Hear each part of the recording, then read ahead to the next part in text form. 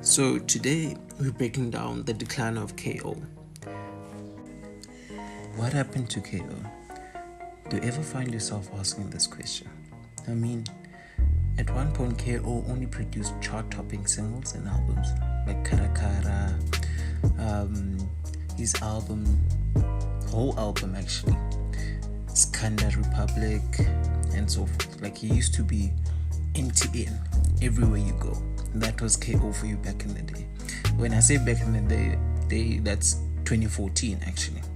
So we find ourselves asking this question nowadays. Like, whenever you see his latest single music video, you just have that vibe. It doesn't carry the same weight that actually Skanda Love, Kara Kara, Mission Statement, all those singles that he actually did back in the day.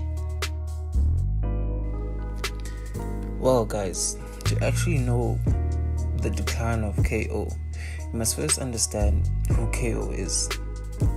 Real name Dogo Zumbuli. So KO's roots in hip hop starts in the 90s when he was a member of a group called Tear Gas with fellow members Mai and Dugza. The first move on the scene came in the form of an album the group released in 2006 called Shubile Kubovu, followed by Wafa Wafa in 2008 and Number in 2012. So all three projects were commercially successful. It was clear Tear Gas gave us a different element when it came to their music. We all grew accustomed to their music, sang along, and they had that local flavor attached to it. And this meant most people could rate their music, relate to their music, sing along, and so forth. Whereas most of the hip hop scene was heading to a different direction, trying to imitate the American hip hop scene altogether.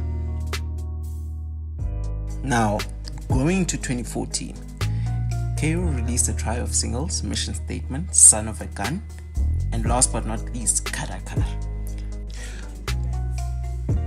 All three songs became the staple of his career. Come on now, we all know that bucket hat, shorts, knee-high socks, or at least we knew someone who had it. So yeah, his influence was pretty widespread all over. So at this point, KO was literally at the top of the game. And then just as an example of how big he was, look at Kara Kara. Kara Kara that year was the most viewed hip-hop music video in 2014. Over 900,000 views, I think.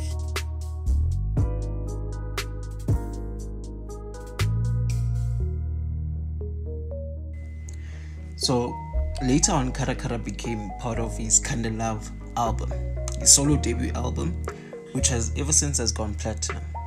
So it's still in the top 10 best-selling hip-hop albums in SA at the moment. So with all this success, so what actually happened to Skanda God?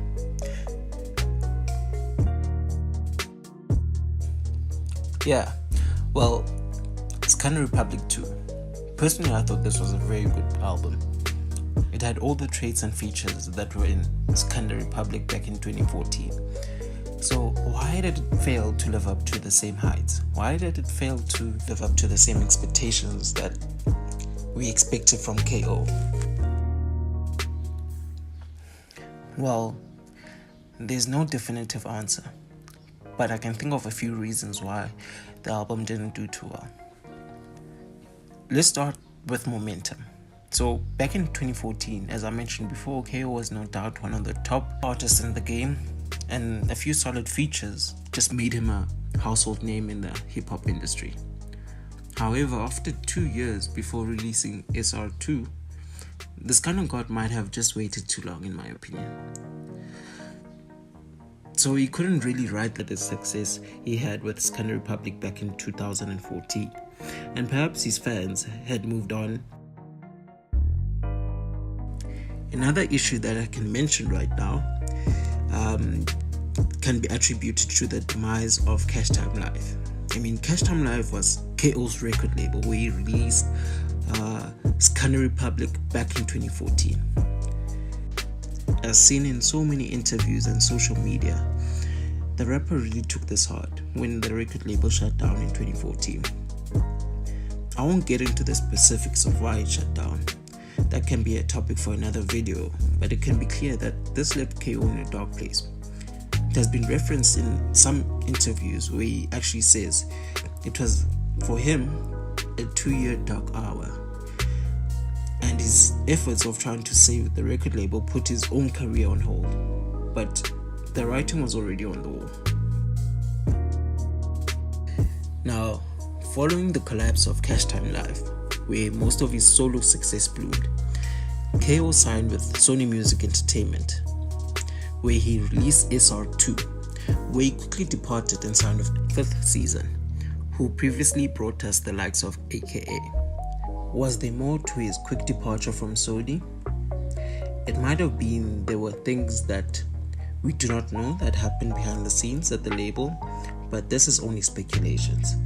But why would KO depart so quickly after signing for Sony, which in itself is a big record label, and sign for 5th Season? Maybe we'll never know, but it is a bit odd.